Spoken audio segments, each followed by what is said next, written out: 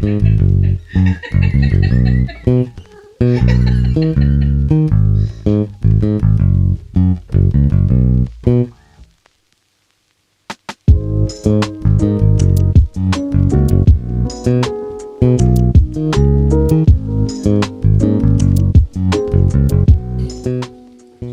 voir une dépense complètement inutile? J'ai acheté ça pour que le chat puisse s'asseoir dessus. Regardez où ce qui se tient. Il est jamais allé. Il est allé 2 secondes. Il s'en crisse. 34 piastres, la petite bebelle. Pour qu'il puisse regarder dehors, puis il s'assit même pas dessus.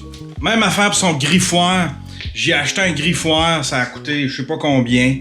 Puis il fait ça sur le coin. Il fait ça sur le coin du sofa. Aujourd'hui, c'était supposé d'être une journée de congé. Si j'avais pas... si je m'étais pas lancé dans ce projet de faire un vlog à tous les jours, probablement que j'aurais pris congé. Je m'impose des congés comme ça. Quand t'es créateur de contenu, quand t'es un travailleur autonome, tu sais souvent à quelle heure tu te lèves, mais tu sais jamais à quelle heure tu t'en vas te coucher. Puis t'en fais souvent plus que t'es supposé.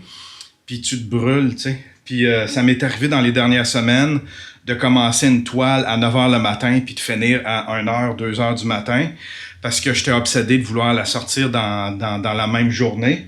Puis ça, ben évidemment, ça m'a brûlé. Fait que depuis quelques semaines, je m'impose des journées de congé.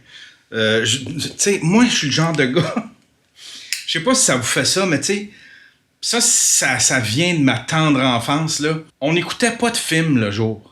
Quand on écoutait un film, c'était un moment spécial le soir ou le week-end. T'sais, quand on se louait une cassette vidéo, ben c'était un événement spécial réservé au week-end le soir. Puis aujourd'hui, ben j'ai comme de la difficulté à regarder la télé quand il fait soleil dehors. T'sais. Fait que j'ai cette espèce de mentalité-là où est-ce que si je me mets à regarder du Netflix en pleine journée, je vais filer cheap, puis je me sens vraiment mal, puis je me sens comme un gros biche. Je me sens comme un gros BS. Tout le monde est à l'œuvre, tout le monde est au travail. Puis moi, je regarde du Netflix. Fait qu'aujourd'hui, c'était supposé être une journée de congé, juste pour reposer mon cerveau un peu des fois aussi. C'est pour réactiver la créativité. J'ai bien de la misère ces temps-ci. Moi, la créativité, c'est tout le temps des vagues, puis des grosses vagues. Puis des fois, quand ça s'éteint, ça fait très, très peur. Ça donne le vertige quand t'as plus d'idées, tu sais. Parce que là, j'ai la motivation de faire des toiles. J'ai plein de fonds faites. Puis je voudrais... on dirait que je serais prêt à faire des toiles, mais je veux pas faire n'importe quoi. Je veux tout le temps avoir une bonne idée, quelque chose de comique, quelque chose d'inusité, quelque chose d'unique. Puis quand ça vient pas, ben ça me met en panique. Tu sais, je file cheap, puis je me dis « OK, Colin, je suis négligent envers mon projet. » Puis c'est comme si je négligeais un enfant, dans le fond. Fait que depuis un bout, je m'impose des journées de congé comme ça, juste pour reposer le muscle du cerveau, puis réactiver la créativité. Puis souvent aussi, pour éveiller la créativité, pour me redonner des bonnes idées, pour que les flashs reviennent, c'est que je vais regarder d'autres contenus. Tu sais, admettons, quand j'ai le goût de faire une toile, j'ai pas mes bonnes idées, ben je m'en vais sur Instagram, j'en regarde plein.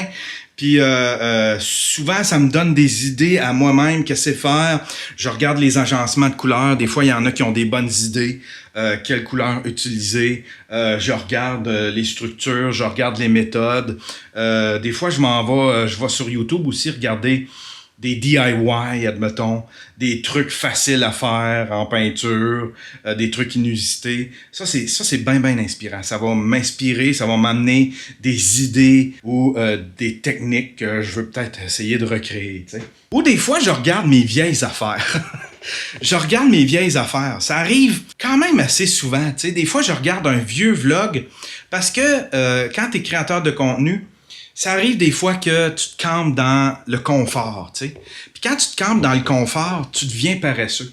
Il y a des trucs que je faisais avant, que je fais plus aujourd'hui, puis c'était des affaires qui étaient créatives. Tu sais, quand tu viens de commencer, on dirait que t'es full créatif, ton cerveau, là, il y a une banque d'idées incroyables, puis tu veux toutes les faire. Fait qu'au début, tu fais toutes tes idées, Puis un moment donné, par paresse, pour sauver du temps, pour essayer d'être plus efficace, pour essayer de respecter un horaire, tu coupes dans ces idées-là, t'es oublies, puis un moment donné, t'es fait plus, puis ton contenu devient juste du contenu de paresseux. Il y a ben des vlogs que vous avez regardés que aujourd'hui, moi je trouve que c'est de la totale paresse. T'sais. Il y a ben des vlogs, admettons, que j'ai fait avec Jer. C'est facile, là. Si je mets Jer Alain dans le titre, je vais avoir 2 fois plus de clics, tu sais. Ben ça, il y a une certaine paresse là-dedans. Puis il y a le fait aussi, justement, le fait que j'ai commencé à faire de l'humour, tu sais, on dirait que ça l'a maintenu mon vlog en vie. Ça a donné un deuxième souffle, mais je m'en venais paresseux quand même avec ça. C'est tout le temps le même style de montage. J'ose pas essayer d'autres trucs. Puis je deviens très, très, très confortable dans ce que je fais. Puis je veux pas faire ça. Je veux être quelqu'un qui veut évoluer, qui veut essayer de se réinventer tout le temps. Un des meilleurs YouTubers, aujourd'hui, il y en a qui diraient plus ça, là. Disons qu'il a passé au cash dans la dernière année. Ça a pas mal été le plus gros cancel de 2020. Mais un des YouTubers que je trouvais qui se renouvelait bien, qui était capable de se réinventer, c'était Shane Dawson. Shane Dawson, des fois, il faisait des sketchs. Des fois, c'était un vlog. Puis, vers la fin, dans la dernière année, il s'est mis à faire des documentaires, un peu comme je fais. Puis c'était bon, ces documentaires. Il avait accès à des gros noms. Ça rendait ces documentaires super intéressants. Puis il y avait plein de séries aussi. Tu sais, il y avait des séries un peu complotistes. Il y en avait d'autres. C'était plus du daily vlogging. En tout cas, il a essayé plein d'affaires.